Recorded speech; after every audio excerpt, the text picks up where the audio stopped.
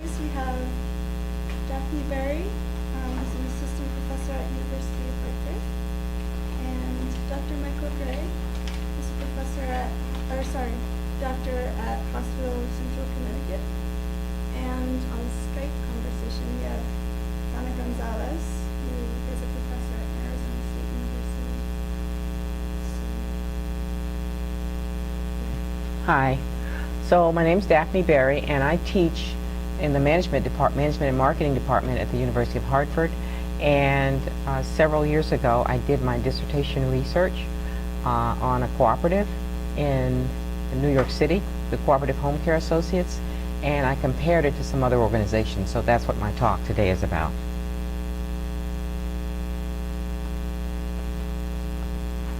So first, I'll tell you a little bit about the study and the general home care situation in the U.S., and then a little bit about the clients and the workers, and then the prior research in the area that my research was in, my research process, and what my results were.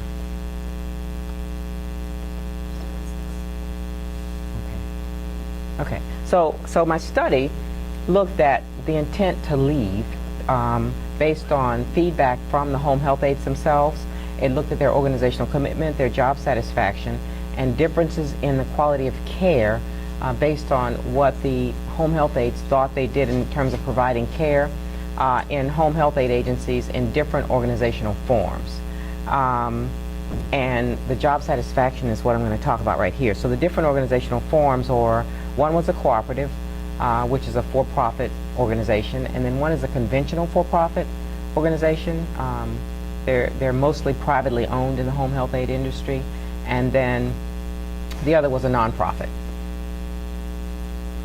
Okay, so a little bit about the context. As you can see, looking at the care gap, the red line shows in 2030 the number of of people that are that could need care, that are going to be over age 70, and then the blue line shows the number of women just over the age of 40, which is where the age of most caregivers in 2030, and that's just who normally do this type of work. So the number of elders is going to increase by over 100%, and the number of women in the age range of 25 to 44 only by 7%. And in addition to that, we have in this country a push for deinstitutionalization, that is, for people to be able to stay in their homes. They prefer to stay in their homes. It's more cost effective than nursing homes, and you hear all kinds of things about nursing homes anyway. So people prefer to stay home. So given that people prefer to stay home and that it's thought to be best for them to stay home, then there are more people getting older who need to stay, who are going to need care. It's really a problem. But home health aid jobs are, and this is from the description of the Bureau of Labor Statistics: physically demanding, hazardous, often unpleasant, multiple patients on the same day. Some clients are difficult, and their homes are in unpleasant environments. They have to deal with family members, neighbors, whatever's going on. Home health aides have to go into that environment, engage it, and figure out how to do their jobs well. So it's a very difficult job. And then on top of that, the pay, and we'll talk about it a little bit, but the pay is poverty kind of wages. One of the things that is key for paid people who do this work, now direct care work is work where people do personal work for other people in a face-to-face environment. So that includes nursing home aides, it includes personal care aides and home health aides. Direct care work is a big umbrella. But of the people who do that for pay, as opposed to someone, say, keeping a relative at home, 88% of them are women.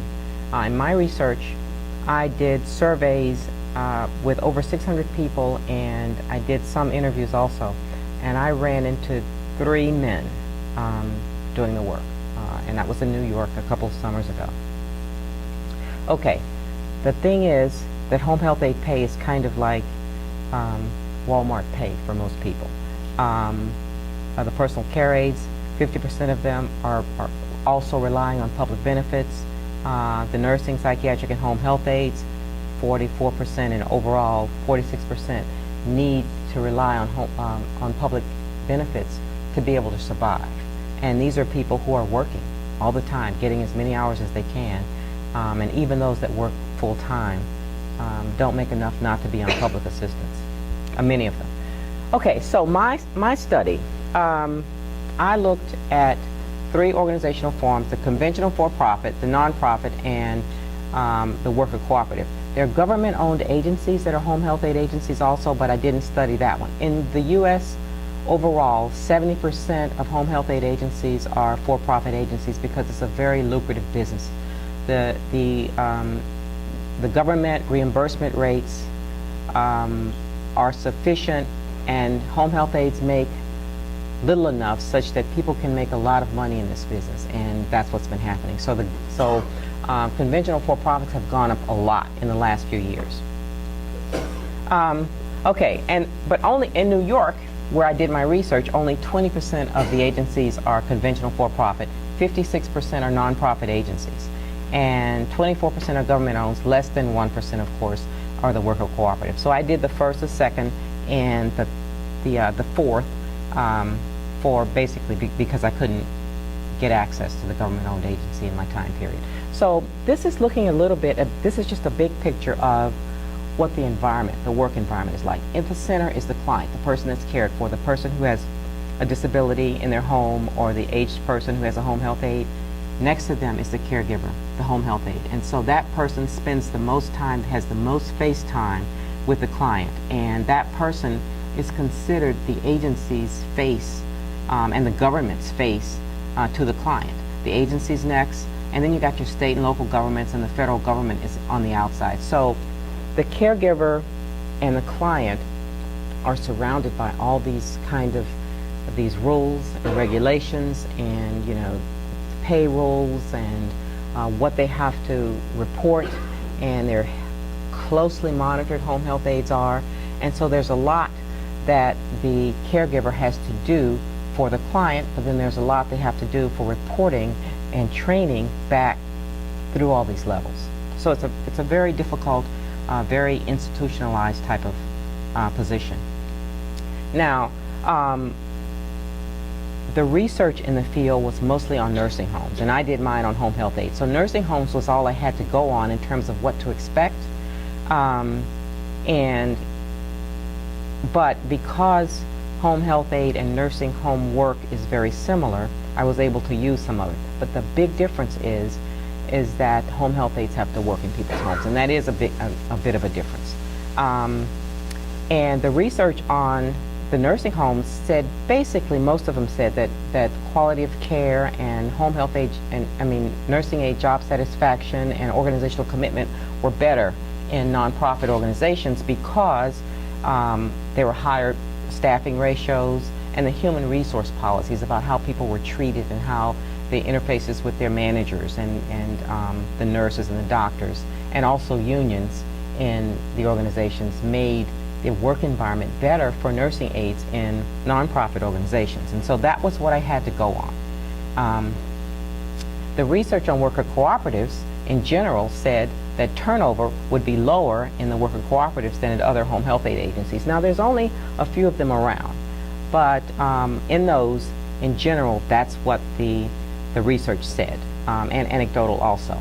And then worker cooperatives, of course, have human resource processes, higher communication, feedback, participation, all these types of things.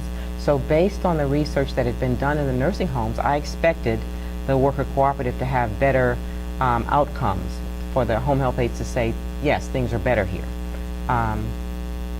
So my research question was that saying that home health care workers from the cooperative and those had an ownership stake in the business and participated in things would have greater job satisfaction than workers with the nonprofit and the conventional for-profit organization. I did interviews, I observed some, I read documents, and I had a 50-question survey in English and in Spanish. And the interviews were with the home health aides and also their management, their first line of management. Well, I'll tell you about the outcomes a little bit more. Okay, so I looked at job satisfaction, and then I looked at participation. So the participation was two areas that I studied participation in. One was did the home health aides have any influence regarding their work? In other words, were they able to say, based on what I know about this client, we need to do this? So there's something called a care plan, and the nurses and the doctors and the family and the patient would get together and make a care plan, and home health aides are not included unless someone decides, hey, I like you, I think you know enough, I'm going to ask you your opinion. But that is not in any of the requirements. So the home health aide is excluded, and it's really funny. So the person at the center and all these other people outside make this care plan, and in a lot of cases, a home health aide will be consulted some, but it's not written down that this is what has to happen. Even though they say the home health aide is our face to the client, it's not a rule. Kind of, you know, I don't know what the problem is there. So the participation variable that I studied was how much influence do they feel they have related to their work? That's important. And the other was, do they know what's going on? Are they kept informed of what's going on at the organization? You know, promotions and changes in staff and whatever's going on. So then I did qualitative data. So I had an open-ended question, and I also talked to people. So at the Cooperative, these are some representative responses. The Cooperative is a great place to work. Providing quality care is having the right training and caring about patients. Taking care of patients is a hard job. I believe we should make $10 an hour for the work we have to do in a patient's home. We aides go through a lot. I heard that a lot. Everybody said we don't make enough money.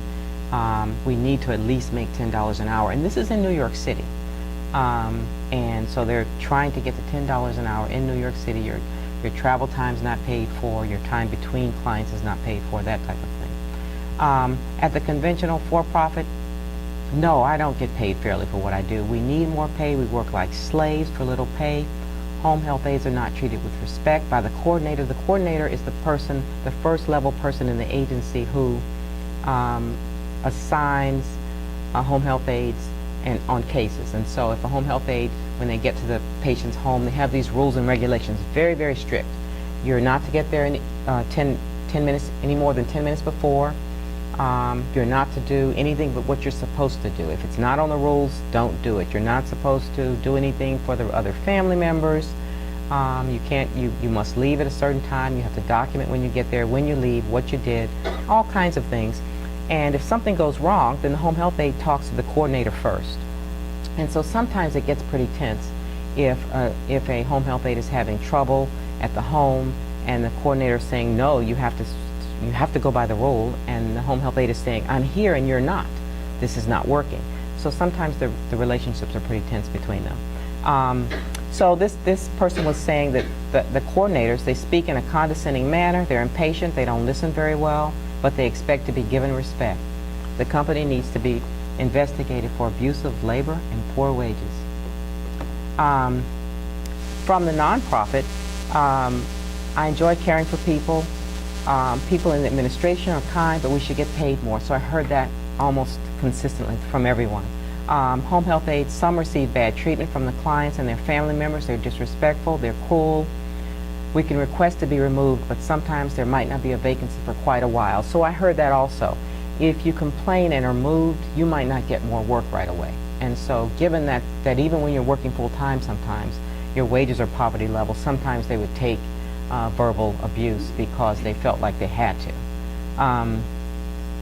And so one of the administrators said, and I thought this was good, when a caregiver goes into a client's home, she has to negotiate with the neighbor, the client, the granddaughter, and the dog.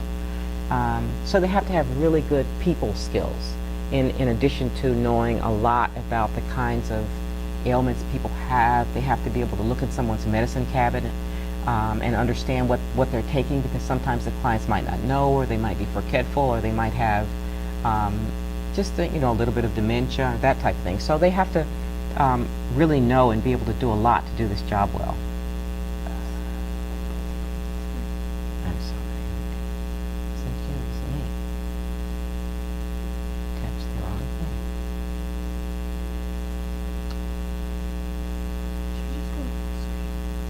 Yeah, that's fine. Okay.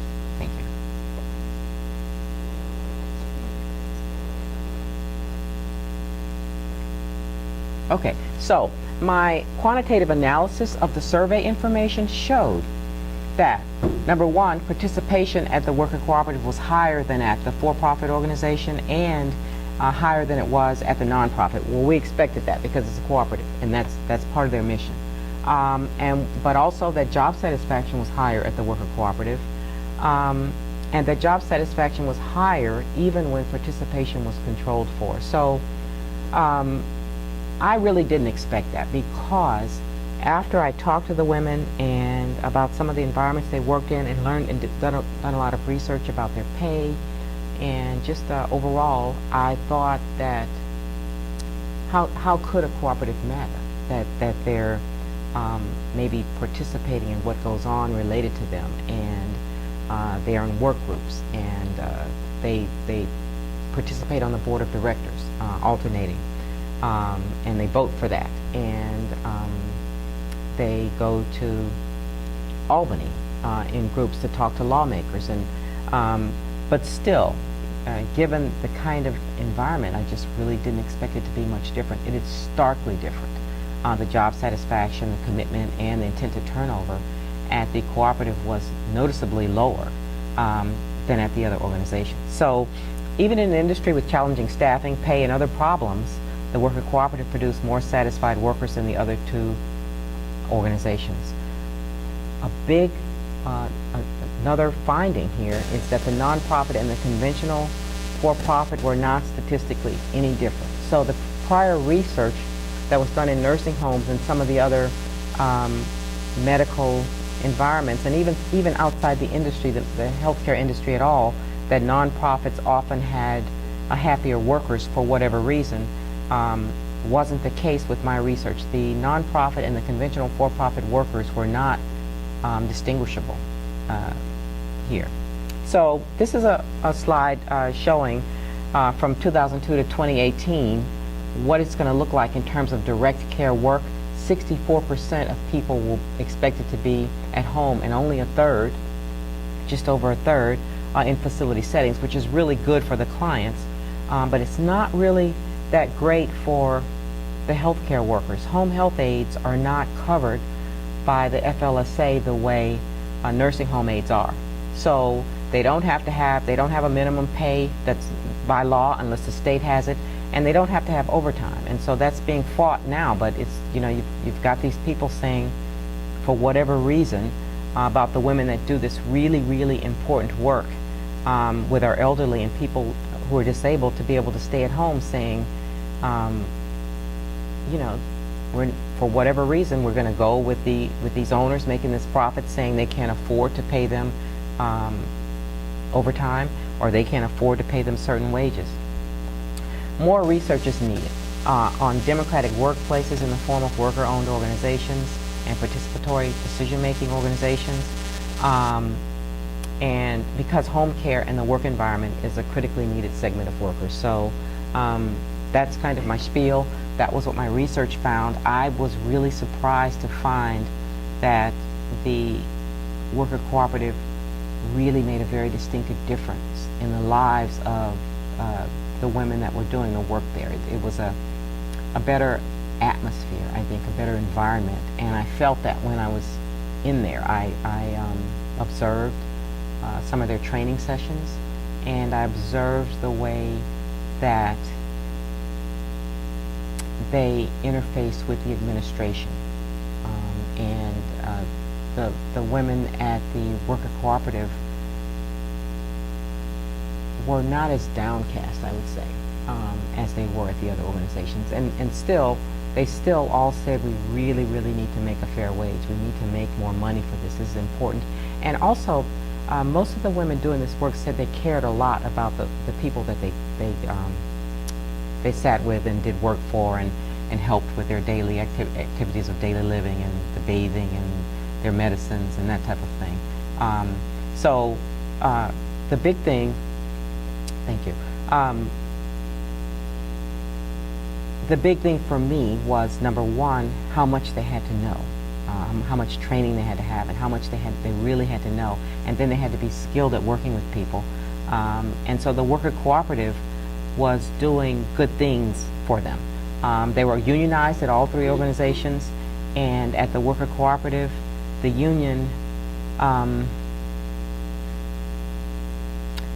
was working with the women in the cooperative and management to get them fair wages, to help them if somebody had a substance abuse problem, or to make sure they knew they had access to educational training opportunities. And I remember going there, and there were days drive for people signing up for courses with the union or at a community college and telling them how to fill the forms out and do you need ESL. So I saw the union, the relationship of the people at the Worker Cooperative with the union was very different than it was at the for-profit especially. I was not allowed into the union meetings at the for-profit organization because they were very tense, and there was something, you know, that I couldn't see. But I could see the meetings at the cooperative, and they were great. And then I talked with people on both sides, and the management at the cooperative said, you know, we didn't really want a union at first because we didn't think we needed it. We just didn't think we needed a union. We're a cooperative. And we came in and found out that they could teach us some things and we could teach them some things. And so they really had a really good working relationship. So that was good to see also, that I could document and talk with people about. So that's it.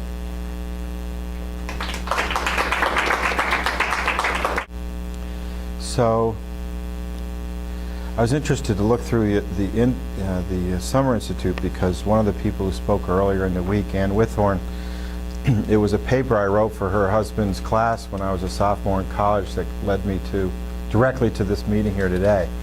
I was interested in medicine as a career and also interested in history, and found myself drawn to the period of the Great Depression and the New Deal, and latched onto a project that had to do with rural health in the 1930s and the 40s, and specifically a federal program that was run for low-income farmers and migrants and sharecroppers under the general auspices of the U.S. Department of Agriculture, called the Farm Security Administration.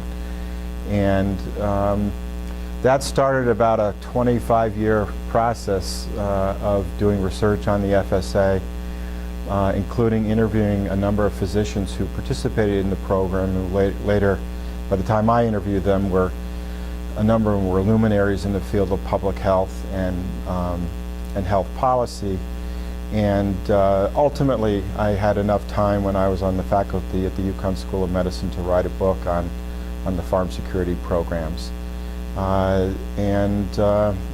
always amazed at how circles keep coming around. In fact, 2 years ago, an undergraduate at my college at Harvard came across my old thesis and wanted to do some research on the migrant health and expand what I'd done in that area. And so it was fun for me, 30 years after I did this work, to be talking to someone who could have been me in 1977. But the point is that the concept of healthcare cooperatives is one that's been around for quite some time, certainly in the United States, at least in the 1930s and 40s. And it experienced some new attention when President Obama came into office, because one of the ideas that was being kicked around was the concept of creating health insurance cooperatives as an alternative, essentially, to a public option, meaning a sort of a single payer system, which was politically not tenable. And so this idea of health insurance cooperatives started to get some attention, and ever the optimist and the opportunist, I wrote a quick summary of what happened in the 1930s that was published in JAMA, and it really helped draw some connections between what people were talking about now and what people were talking about and doing 50, 60 years ago. So what I thought I'd do today is briefly narrate the story of the Farm Security Health Insurance Program, make a couple of general comments about its relevance to contemporary environment and healthcare. And then I'll leave kind of, rather than go into discussing what the Affordable Care Act does, which there'd be a lot of opportunity to go on and on about that. I think it'll be more useful if people have questions after Vanna is done with her presentation. If you have specific questions about what's going on today, I'll do my best to try to answer it. I don't purport to be a health policy expert. I haven't read the act, but I have paid passing attention to the health insurance exchanges and the co-ops because of my interest in it from a historical point of view.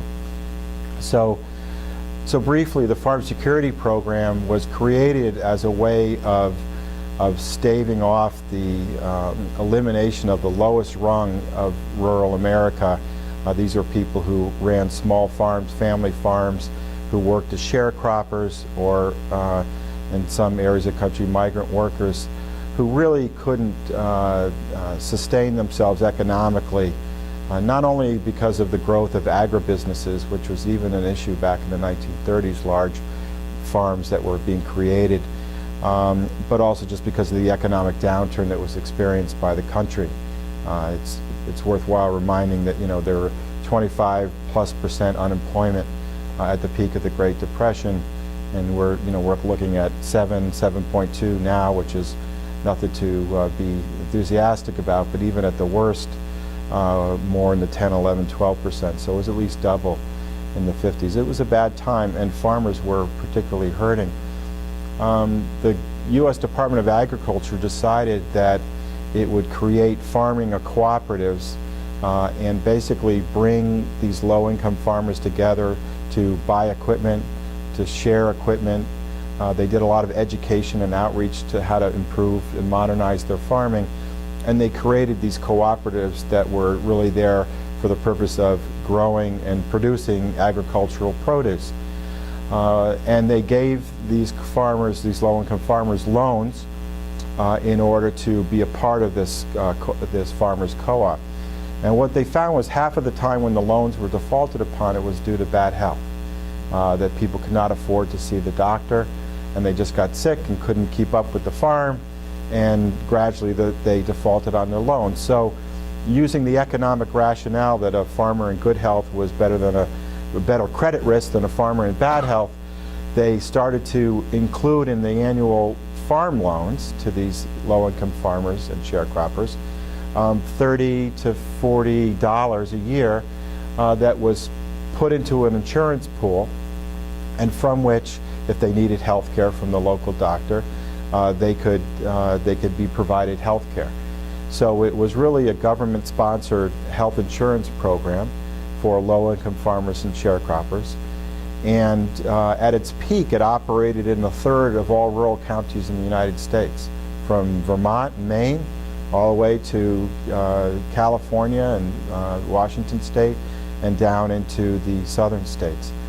And had somewhere around 650,000 people enrolled in it at its peak. So it was a remarkable experiment in federally sponsored health insurance for a specific disadvantaged community. And what they did, you're sort of wondering, well, why would, how'd the doctors figure into it? Complicated, interesting story, but especially at a time when the AMA and organized medicine was on record as being against any kind of government involvement in health care. By the way, they weren't happy with private insurance either. It was just a one-on-one relationship. I give you something, you give me something back, and I'll take chickens if that's what it is. But it turns out that when you got down to the rural physicians, they were seeing the same kind of economic distress in their neighbors and were feeling the pinch. And it turns out that a lot of them were willing to play ball with the FSA and agree to provide care to farmers who were part of this health insurance pool. And they held on to the fee-for-service part of it. So if I needed an appendectomy and I was in the program, the doctor would do the appendectomy and bill the plan, $5, and I'd get my appendectomy, or I would get a physician-attended birth, whatever it happened to be. And so at the local level with county medical societies and occasionally with state medical society support, the programs grew and, as I said, kind of peaked just prior to our entry into World War II, which was a major disruptor in a lot of ways, some of which good, some of which bad, but ultimately it spelled the beginning of the end of the farm security program itself, as well as the health insurance components of it. A few of them survived in kind of a small little tiny aspect, but most of them disappeared fairly quickly, although the idea was reborn in guises along the way. So what I feel about in terms of the lessons of the FSA programs, which I think are pertinent to today, are that one of the problems that they experienced was that, you know, when you're poor and in bad health, you tend to use more health care than people who are not so poor and in better health. And so from a strictly actuarial, sound business model perspective, not surprising that there was less money in the pool to pay physicians than they actually billed for the services provided.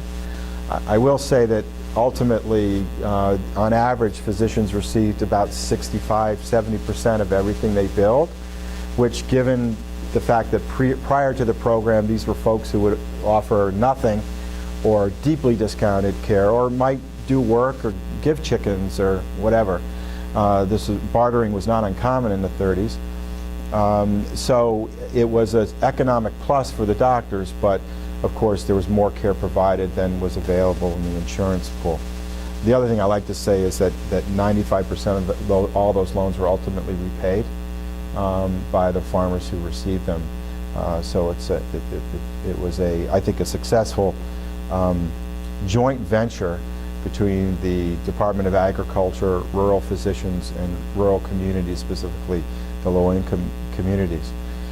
So that was one problem, is there was more demand than the pool of money available.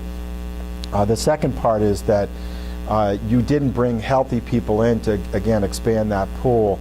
So you hear the debate nowadays over health insurance exchanges and the mandate as part of the president's plan. If you don't bring a lot of healthy people in with folks who are more likely to need care, you just set up a financial situation that is less sustainable. And that was certainly the case with the program, especially at a time when the concept of insurance was foreign to most people.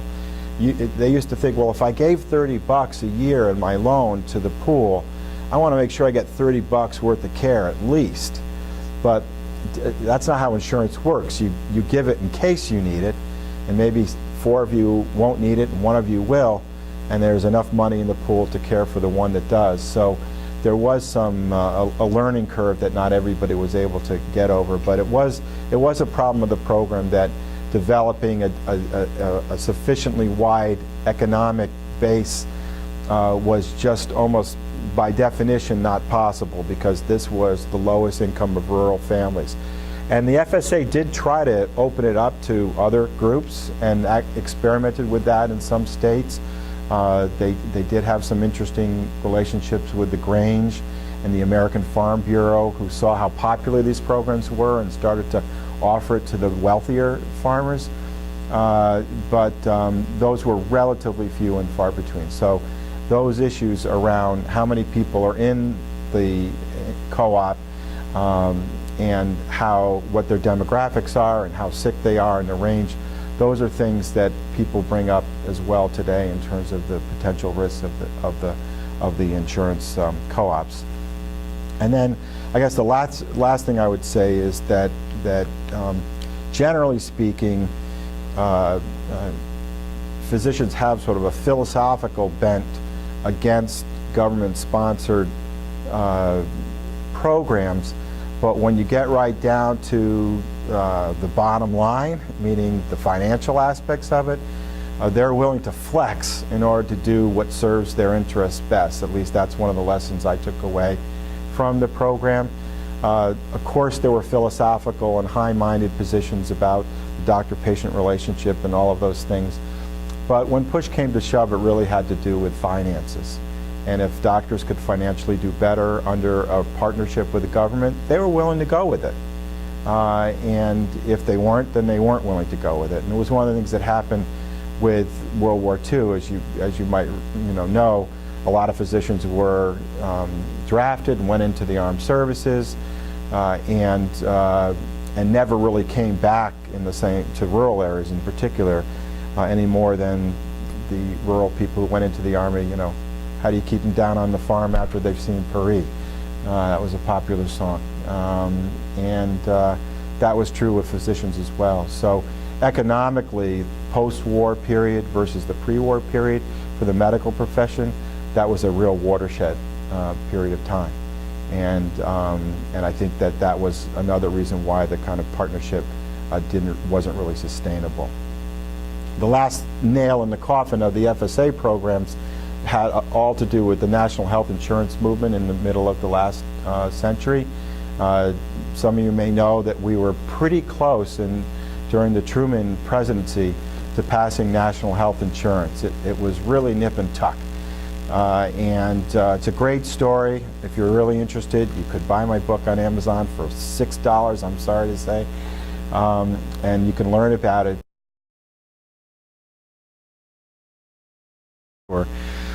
in Massachusetts. And in one version of this, the co-op is basically negotiating on behalf of the members with existing insurers to provide a benefits package at an affordable rate.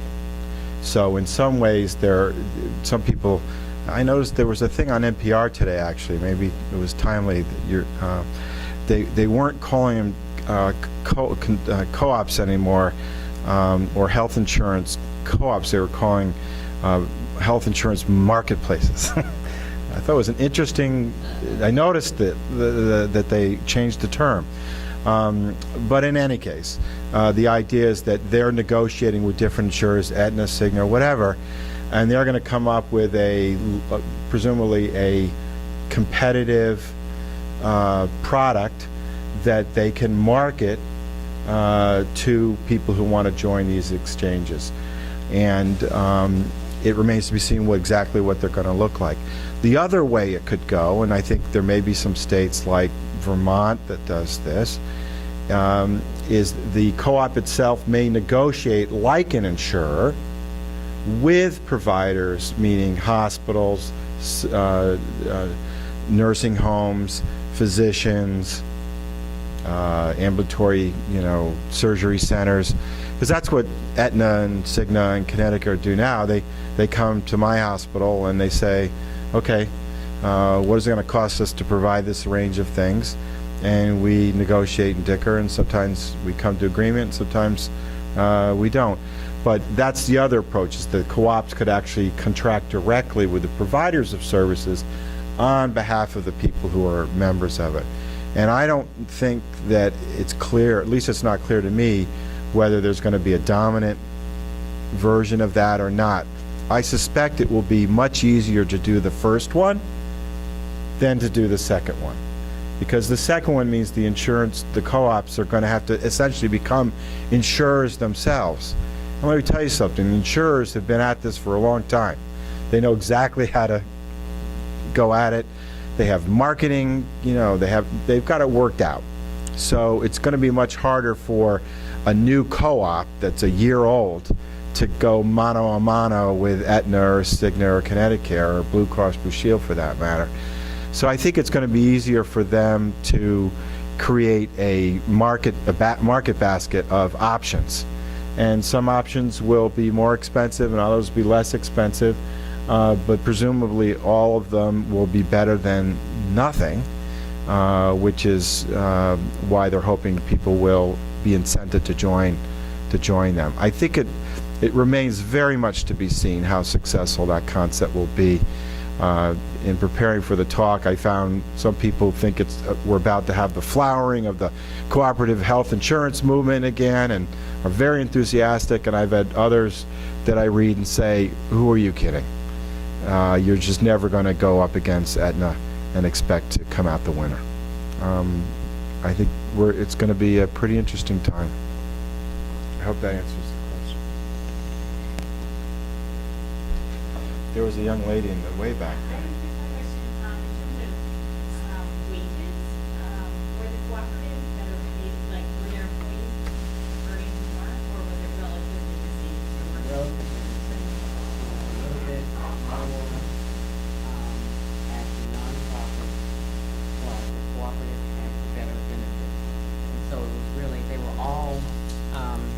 Giving their employees, working with them on knowing how to access public services. And it's just that the cooperative and the union seem to do it better. And, you know, it was more of a, look, this is all you get paid, and here, go here if this doesn't work type of thing at the other places. But yeah, the wages were pretty much the same. My question is for Vanna.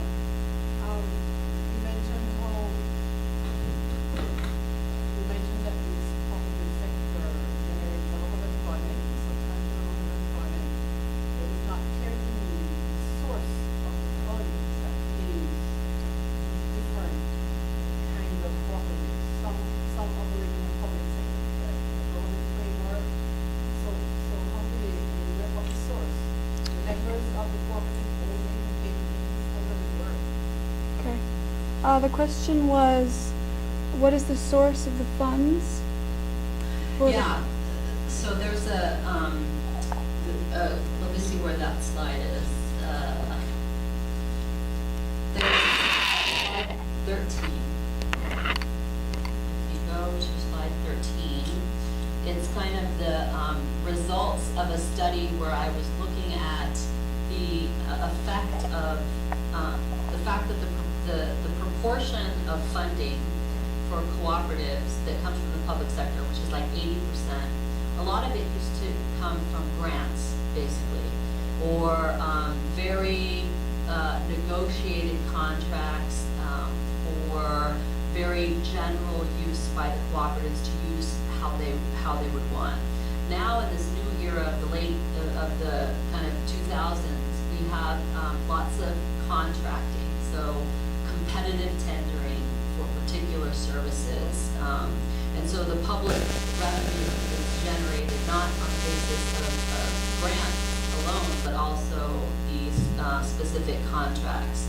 And so that is pushing up against this factor that in Italy it's not so easy. Like, we have a donation culture in the United States. You get tax write-offs for nonprofits, get tax write-offs through the tax code, lots of tax benefits, and that's actually become fairly politicized recently, right? So why, if we're giving all these nonprofits these tax breaks, isn't that taking away from the pot of money that public services could make use of? So that's a debate that's gone on in the last decade in Italy about how many incentivized revenue structures in the private sector we want to give these voluntary organizations or social cooperatives. And so the cooperative model is such that a lot of the members themselves invest in the cooperative. And so the cooperatives that have the cooperatives that have worker owners are investing quite heavily in their success. And there's also even though the cooperative movement doesn't provide funds directly, they provide a lot of free support with membership that otherwise would cost a lot of money, like accounting, legal services, all kinds of consulting fees that often kind of break the bank for other nonprofit organizations are kind of provided by that infrastructure. But it is true that that there's not a lot of alternative access to funding, like in the United States, private foundations, let's say. The banking sector was kind of reorganized in 2004, so that they would create these private foundations that were basically based from banks, and those generated billions of dollars in 2003, 2004, 2005, specifically for social cooperatives and type B cooperatives, investment funds. If there was a public partner, lots of these banks would provide funding. But those now have suffered because of the recession. They don't have the kind of funding that they used to have just 5 years ago. And so it's a question of how do they diversify their funding base for these niche markets where they're dealing with clients that can't pay out of pocket, right? Even though in the home care for elderly, they are able to get private paying clients, but you know the middle class is not as extensive, and there's not a lot of as many Italians as Americans that are willing to pay these fees to make those kinds of services work.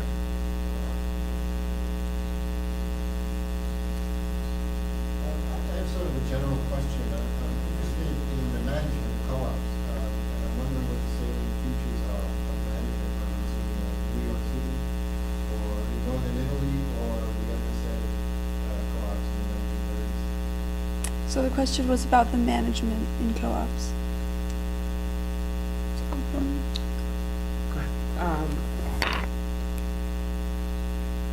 For Cooperative Home Care Associates,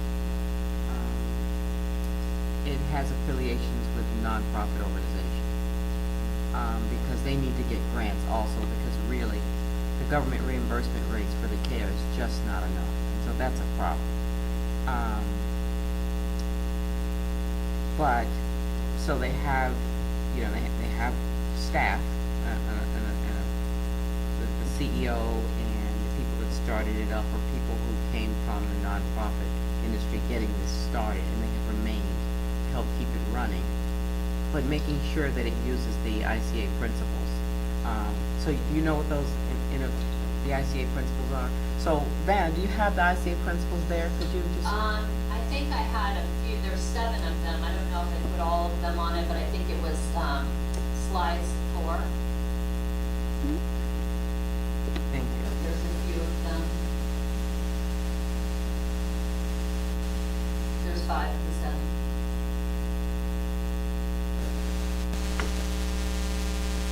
They're basically voluntary and open membership, democratic control, continuous education, concern for community, cooperation among cooperators, and I think the investment in investment in training as part of continuous That's a big one, education. right? I saw that, because people have to understand, you know, to know what's going on. So part of the training was what's going on with the organization and the finances and what needs to happen, but then also that people could participate in the decisions made about what needs to happen with any surplus. And I really saw the home health aides really participating in that. So they went to like a quarterly meeting, a couple of hours, and someone said, here are our, it's open book, here are our finances, and putting it so everybody could understand it, and it was also done in Spanish and what other languages it needed to be. And then when it came time to vote about what happened with the surplus, people had the knowledge they needed to make decisions, and you actually had to come to these. And I think that that's the case at Cooperative. You have to attend these meetings where you're trained, but also information is disseminated. So I saw that, and a lot of the cooperation with the other cooperatives. In the case of CHCA, they work with the one in Wisconsin and the one in Philadelphia pretty closely on sharing information. The formal membership, let's see, you mentioned another one, I thought was big. Oh, the voluntary and open membership. So yes, at CHCA, not every home health aide is a member because it's optional, but they really stress they don't want to have just paid employees. So they've trained people, and the women who are members and get a benefit are helping bring the others in. So I think that the rates would range from like 75 to 90% at any given time. You didn't have to be a member, but it's really to your benefit. So yeah, I saw that. And then I also saw in 1 or 2 cases where a person who had been a home health aide got trained and educated and become a coordinator. And I didn't see that at the other organizations. So there was a path for a career path. And so a person who had been in the ranks, in the field, and was a coordinator would be a very good coordinator, because they knew what happened out there on the streets when you're trying to get in homes and things are broken, or the nobody answers the door, you can't just leave, that kind of thing. So, And the folks who take on management responsibilities and get a bump in pay. yeah, yeah, and they're inside, you know, that's a hard job, so. Have you? Oh, yeah. Did you have anything to say about that? Well, one thing I might add that I think is kind of unique, not unique, but interesting in terms of the cooperative consortia is that some of the people from Lega, which is one of the two major cooperative confederations in Italy, claimed that in the 1990s, really they started experimenting and innovating with social budgeting. So social accounting has now become a big thing, but part of the issue was trying to keep track of these increasingly complex management structures and looking at lots of different variables apart from kind of the bottom line economics. And that was increasingly the case as these cooperatives began to compete in competitive bidding situations with other types of organizations. They needed to be able to make the case that they were well managed. And so these, what they're called bilanci sociali, they started doing internally, requiring all the consortium members to basically provide information about the social base of the cooperative. So they had to start collecting a lot of data starting in the 1980s about labor and training, democratic activities, external relations with different constituents. So if you go to the slide, I think I have it on slide, what is it? Slide 12? No, slide 11.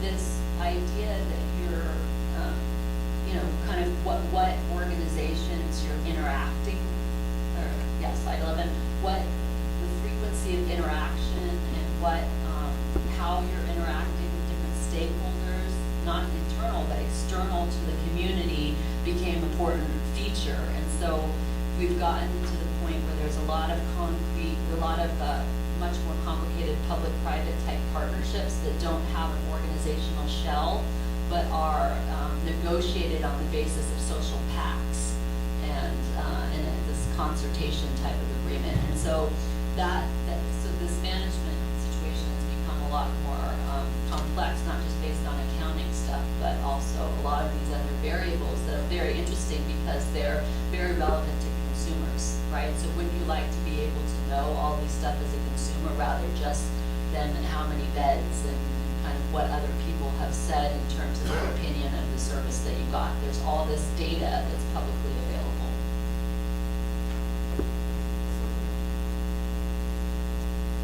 Did you want to answer that, Dr. Bill?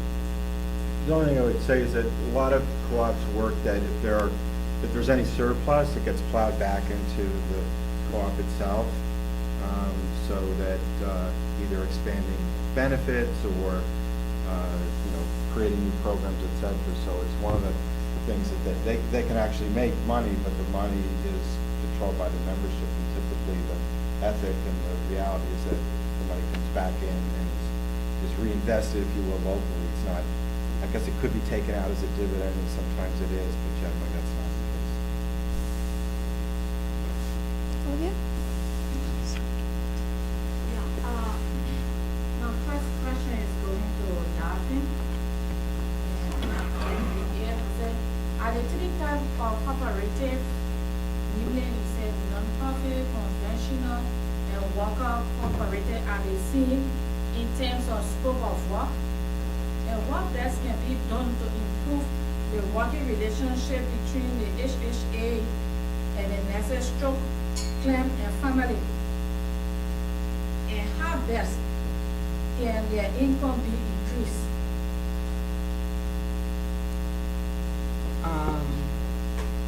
Okay, so, your first question was, I'm sorry, can you say the first Okay. question? As I had two questions, one for you and one for Vanna, but Okay. this is yours. I said, are the three types of cooperative that you spoke about? Right, meaning okay. If I can remember, you said non-profit, conventional, Right. and worker cooperative. Uh-huh. I'm asking whether they are they are seen in terms of the scope of work. Okay, okay. The work in terms of what the home health aides did? Yeah. Absolutely. Several areas, Yes. and then, I talked to women that had the same job title and the same types of jobs, and I went to their training, they had the same kind of training and that kind of thing. So yes, they were doing the same things, and that is making sure that people who might otherwise have been in institutional care could stay in their homes. So going there either, depending on the person, every day or every other day, or however often they needed care, but often it was quite a bit of care, helping them get dressed and bathed and food, fed and take their meds, and maybe just get around, take them to the doctor. So just activities of daily living type of things. So, and that's what they were all doing. So yeah.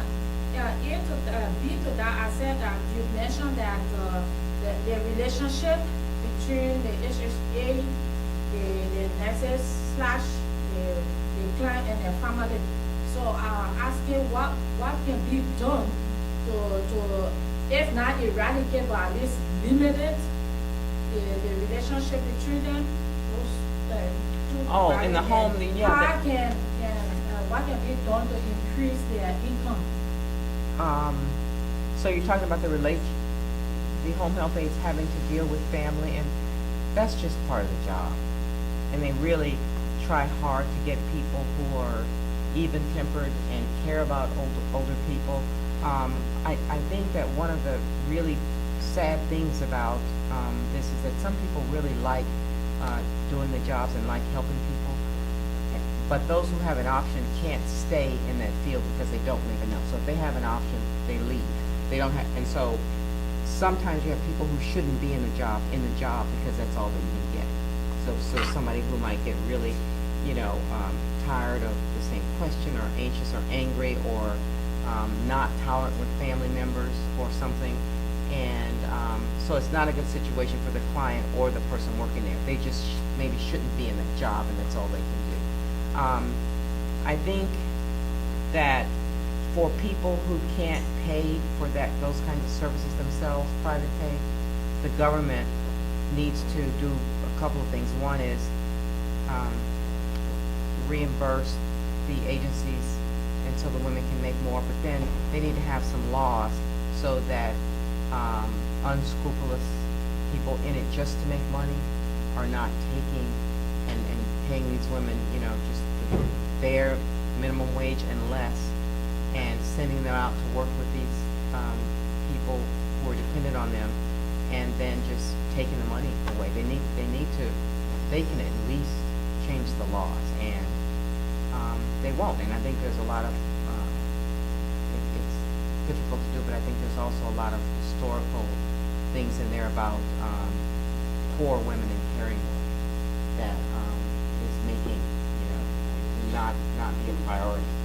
So, I don't know, we just have to keep working and yelling and hollering about at least having the FLSA include these women so that they can make minimum wage and time and a half when they go over a certain amount of hours. That's a start. And that needs to happen, so.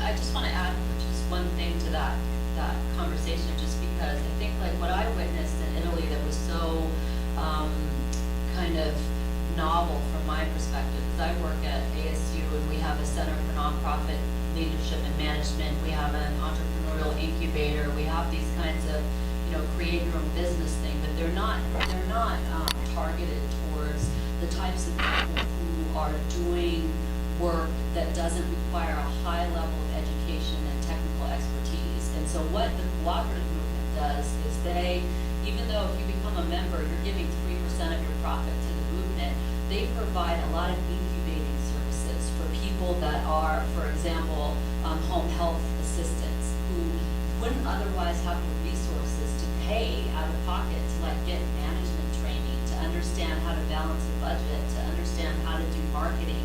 There are all kinds of things that are needed to run a successful business, and lots of times the expertise is held with these managers, right? And they're still the managers of the workers, even though it's called a cooperative or, you know, a nonprofit. Whereas in this scenario, you have people that are that are experts. It's not just your fellow co-workers and you're all trying to kind of learn as you do.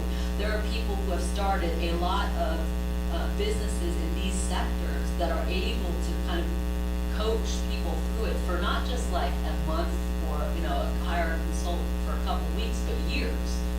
And that's huge, I think, in terms of people being able to feel, to make their own, to feel empowered, to have some decision, to have some skill in managing their own employment, right, in a real sense. And so I think that's kind of something that's always struck me about that situation. Everybody who does this work doesn't make poverty wages. If you're in a private pay situation, it actually can be quite lucrative if you do the job well. Quality's high, and you can make, if you've got a client that can pay or that has good insurance, then people have left other jobs and gone into doing this. It's just that, you know, most Americans can't pay for that kind of care for long periods of time, and so the government has to get involved. And if the government set some standards and raise the wages, then I think that they would come up in other places, and then care quality would go up, and just all kinds of benefits for all of us. Yeah, and then your own question.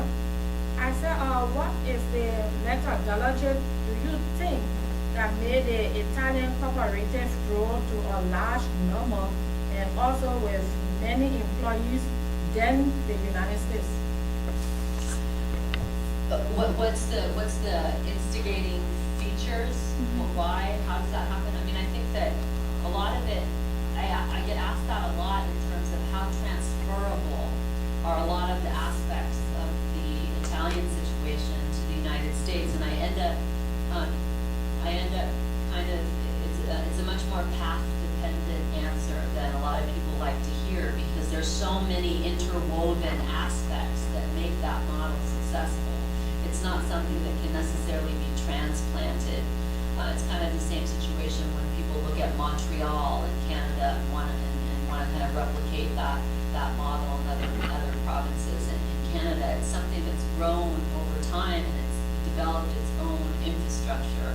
And so I think that the lessons are that it's starting now with a lot of pressure from the recession, from an increasing movement to create more user-centered options. For example, providing vouchers for individuals to buy care on the market rather than getting reimbursed, rather than the public administrators playing an intermediary role, what's often called consumer-directed care, so that you, out of pocket, get the money to then pay for the workers that you want. Well, what's happening in Italy is that's really putting a lot of pressure on a substantial subsector of the social cooperatives, because what people do, families, is they pay either family members or they pay oftentimes workers that are immigrants in the gray market, and that's been a real exploitative situation. So in the sense that you have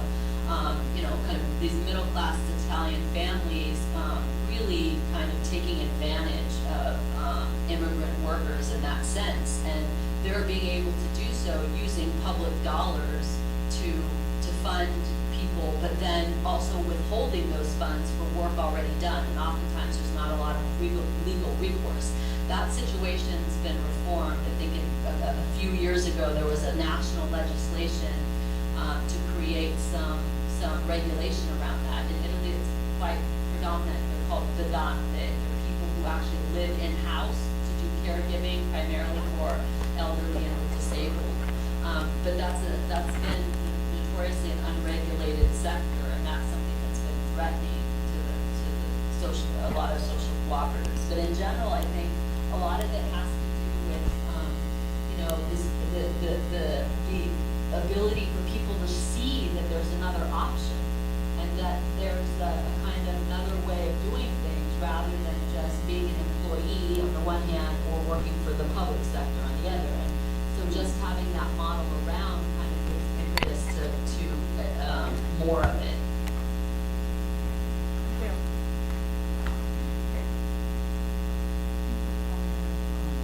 Okay, perfect moment.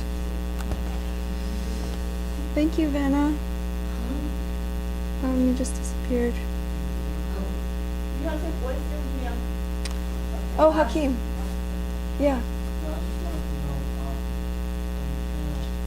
I actually do that also want to. Okay. Vanna, can you hear us? I can hear Yeah. your picture left.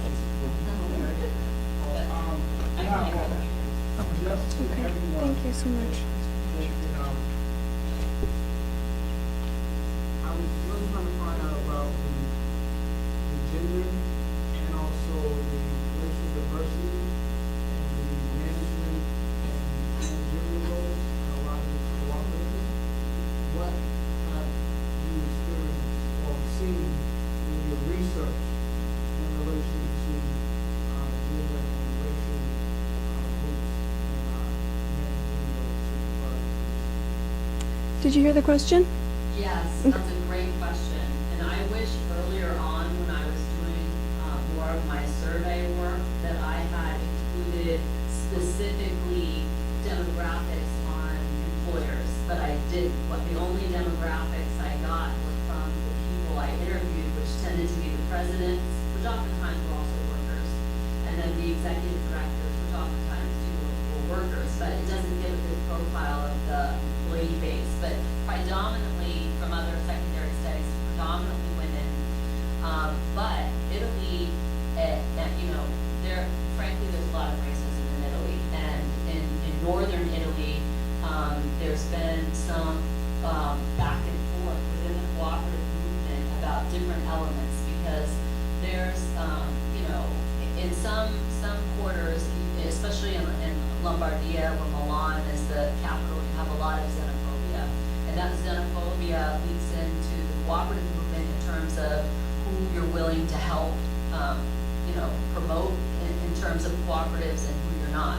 So I was surprised to see, in the early 2000s, I was surprised to see there wasn't more diversity among within the cooperatives, particularly in that home health or home assistant care sector. So there were increasingly, there were some organizations here or there, but it wasn't as prevalent as I thought it would be, considering the demographics of people working in private homes.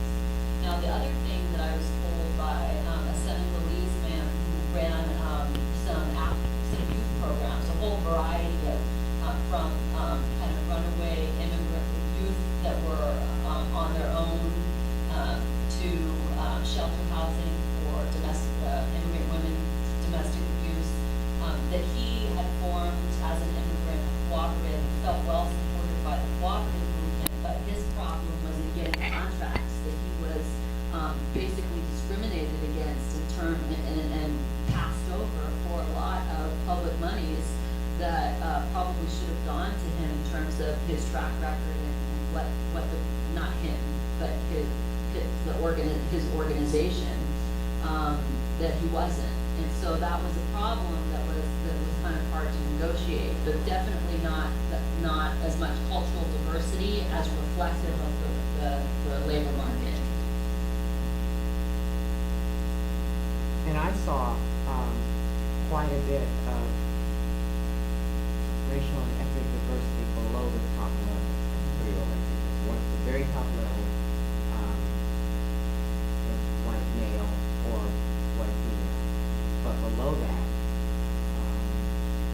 first of all, not gender at all. So those people at the top and a few men